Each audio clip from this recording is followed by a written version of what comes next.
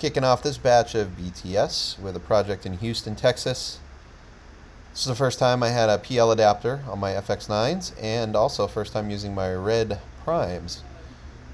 So this was a heavy NDA, major media company based in New York City. Producer flew in, local crew, and we set up a Gemini on the floor as a color wash. I can't show you any of the actual content as usual.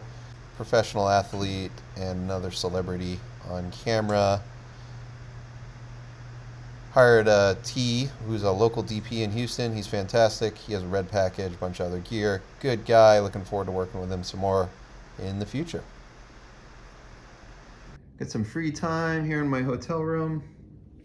Been playing with my new gadget. I got a weak GPS signal here in the room, but I've been practicing in the room, just doing a slow push in from one side of the room to the other with a slow tilt down. So I've had a few people ask, what do I do with all my equipment when I'm staying at a hotel? And it's just not practical to bring it all inside.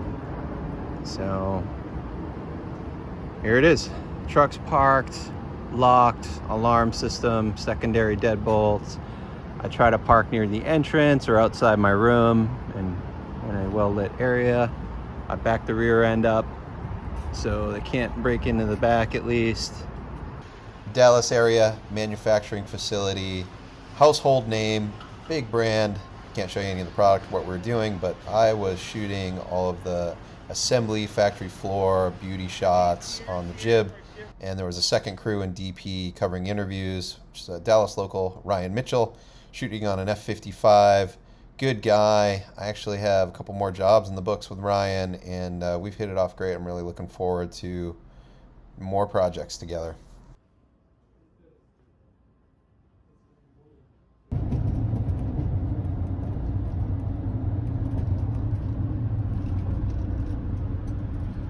half a mile, take the exit toward Texas State Aquarium, USS Lexington. 9:15 a.m., Corpus Christi, Texas. Just waiting to meet up with my producer. Shooting a sponsored feature piece today.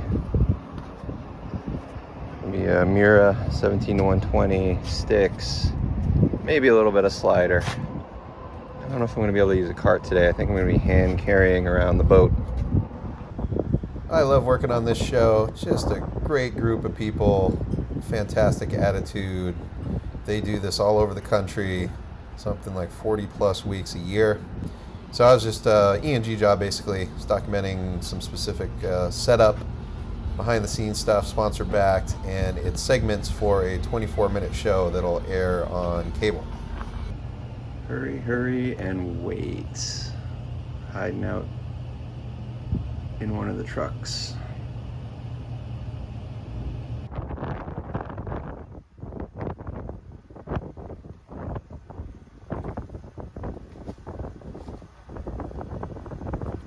So coming up in a couple weeks, the show is going to be in San Antonio, 20 minutes from my driveway. I have the opportunity to work 2 days on it, but I'm already booked as usual. If it's close to home, it means I'm working somewhere else. I'm going to be in California. I had an offer to shoot a 2-day commercial in Los Angeles. And actually, I had to pass on that too. I'm going to be in Santa Barbara. A longtime friend of mine, buddy since the 4th grade, is getting married.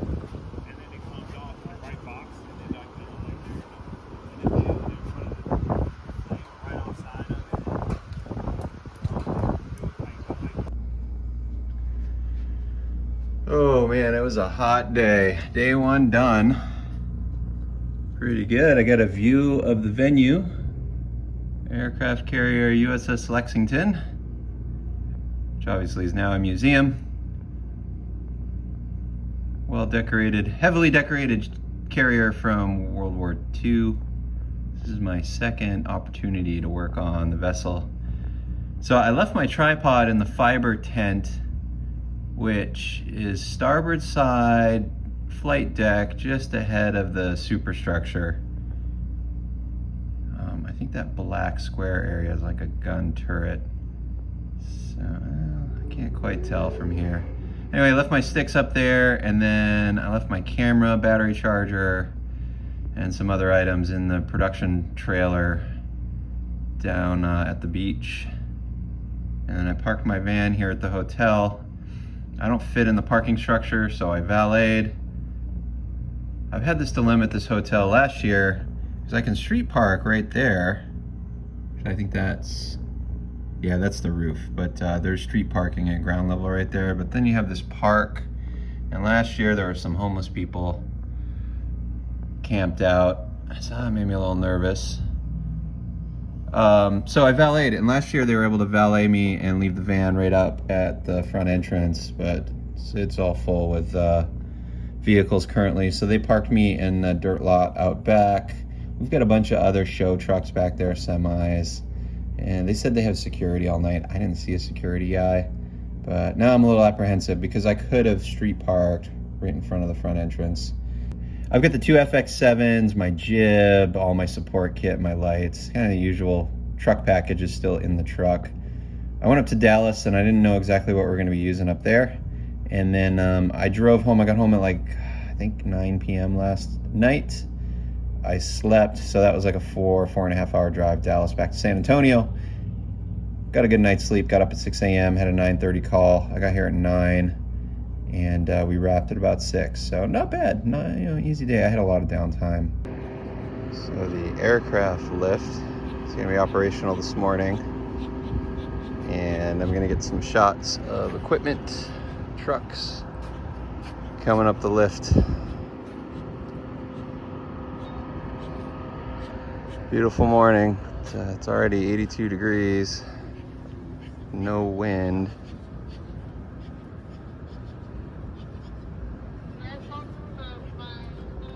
And it feels like 100% humidity.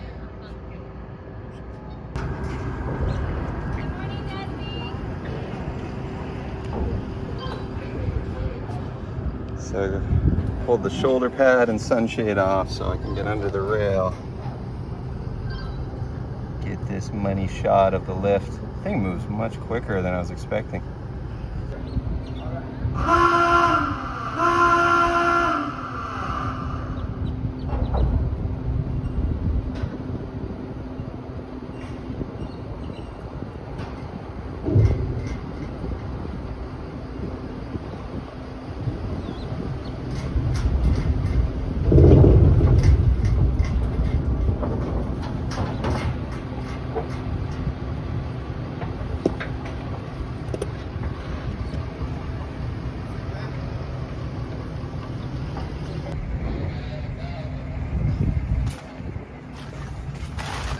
Oh good, my stuff's still here.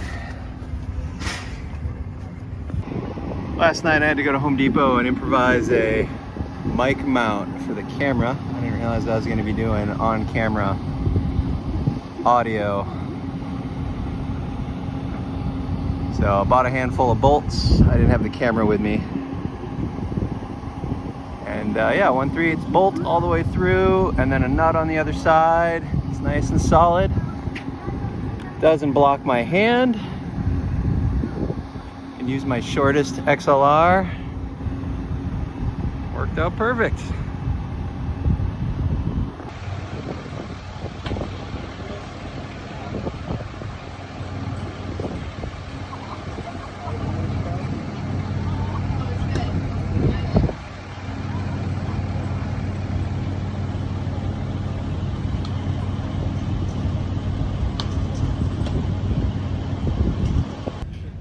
This continues to be my favorite camera, but I'd be lying to you if I said it was an easy few days out there in the heat and the sun.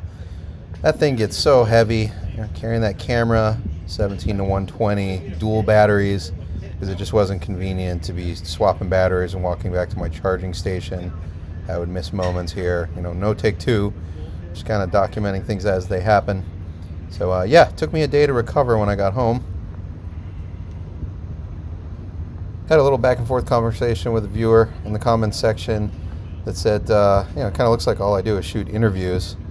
And I'll tell you, there are times where it feels like that's all I'm doing. But the reality is, It's really the only opportunity I have to document a little behind the scenes is when I'm sitting in an interview environment waiting for the next subject. All the other projects I'm on, I am constantly slinging gear and working through a shot list with not enough hours and too ambitious of a schedule. All right, David, don't get lost. No, I don't remember a dark hallway. This way, through the plastic curtain, towards the air boss office. No, oh yeah, green, that's right. Green. Air boss. Oh, how cool is that? All right, this is the ladder. Don't hit your head. Looking for a camera. Looking for a camera. Okay. Alright, we're gonna put the camera in the camera hand. Descend the ladder. Don't hit your head.